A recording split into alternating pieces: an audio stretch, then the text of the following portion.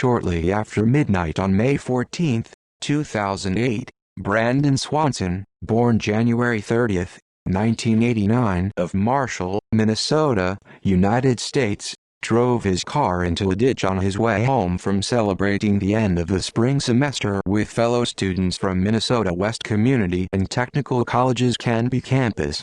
Uninjured, he got out and called his parents on his cell phone. Unsure of his exact location, he told them he believed he was near Lind, and they drove out to pick him up. However, they were unable to locate him. Swanson remained on the phone with them until he abruptly ended the call 45 minutes later after exclaiming, "Oh, shit." He has not been seen or heard from since. In the morning, his parents reported Swanson missing to police, who advised them to wait as such behavior was not uncommon for young men his age.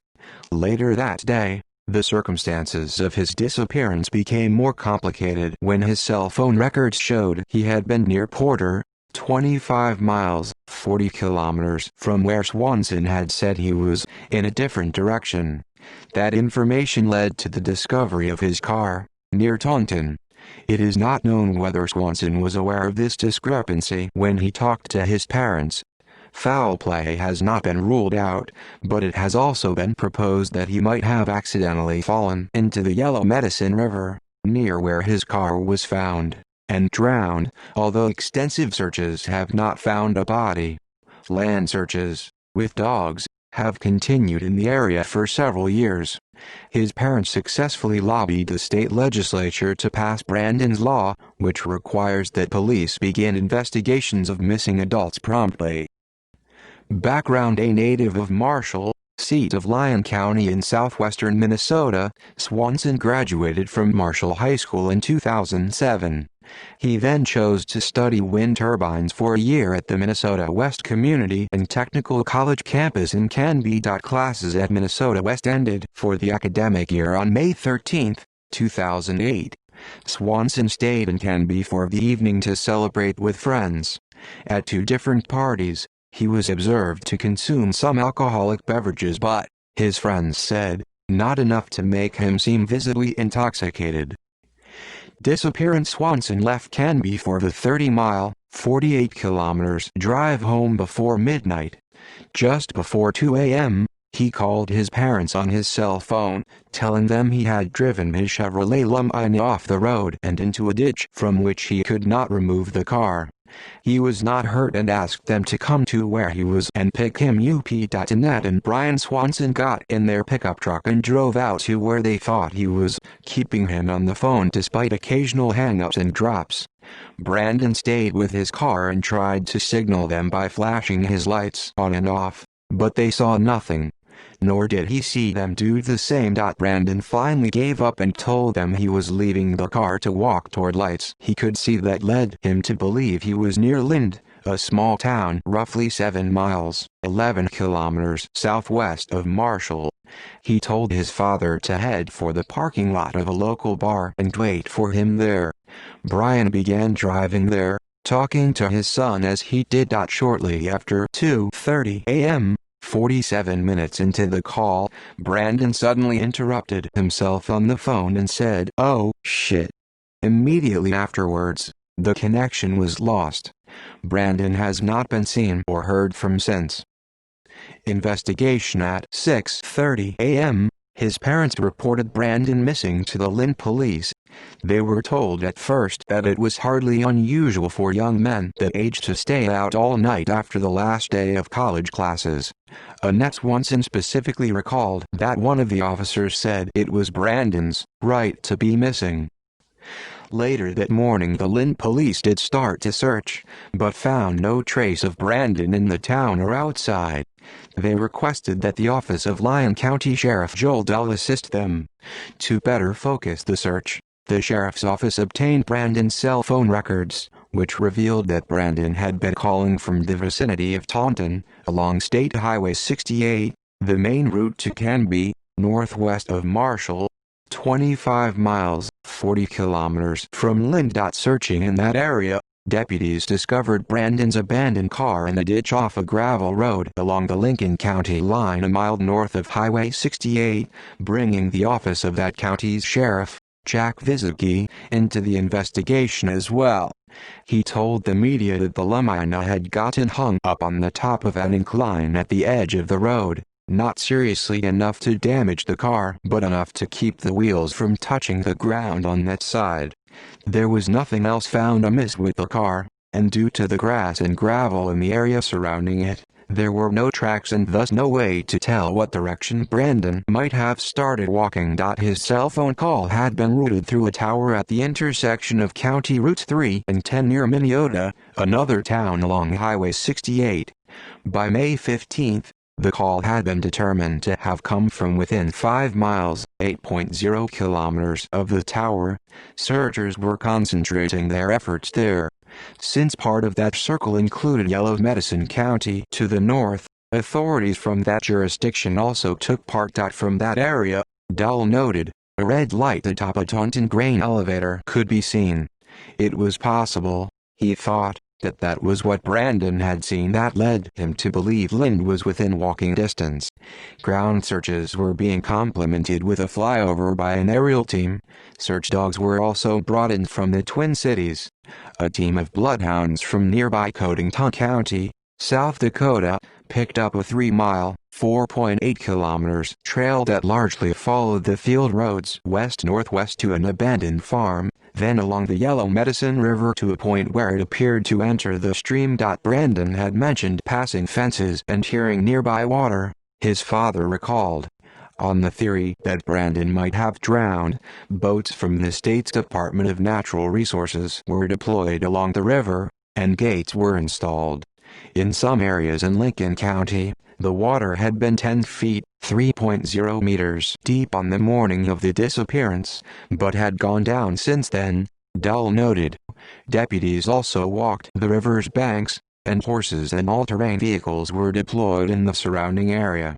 However, Dahl ruled out a more organized, extensive ground search. Later searches after the original search found no sign of Swanson. Most efforts were discontinued. Sheriff Vizicki continued to walk the 2 miles, 3.2 kilometers of the Yellow Medicine in that area every day for 30 days. The Swansons left their porch light on all night every night as a symbol of their hope that Brandon would eventually return or be found.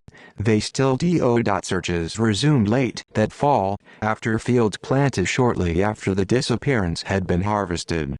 Dogs on those searches continued to follow scents of human remains into an area northwest of Porter that had not been searched earlier. Efforts picked up again in the spring, after snow melted but before planting, a cycle that continued through 2011.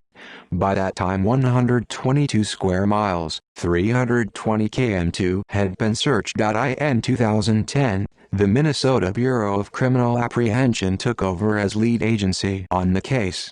It set up a tip line. By 2015, 90 leads had been reported that way. By that point, when official searches resumed, the area of interest had moved towards Mud Creek, a tributary of the Yellow Medicine north and northwest of Porter. Theories. While the trail followed by one of the dogs went to the Yellow Medicine, and despite her son's last known words, Annette Swanson does not think he drowned there.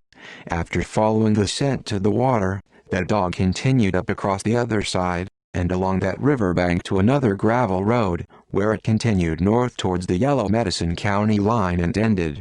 There really is nothing to indicate that he's in the river, she told CNN. Brian Swanson also recalls that, any alcohol his son had consumed earlier in the evening notwithstanding, he did not seem disoriented or confused during their phone conversations. If Swanson is still alive, there are other possibilities although they appear remote.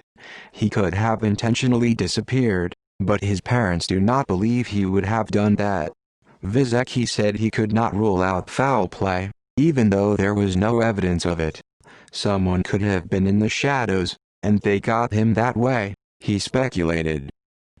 Brandon's law. After the searches, Annette Swanson was still struck by the initial response of the Lynn police that her son had a right to be missing when she told them how old he was. "I'm his mother and I knew something was horribly wrong," she recalled later. She and Brian began lobbying for changes in state law that would require an investigation into the case of a missing adult to begin as soon as it is reported, much as was already required in cases of possibly abducted children. Annette met with Marty Seifert, minority leader of the State House of Representatives at the time, whose district included Marshall, in a local restaurant. The two talked about the problems she had experienced with the police when she reported her son missing.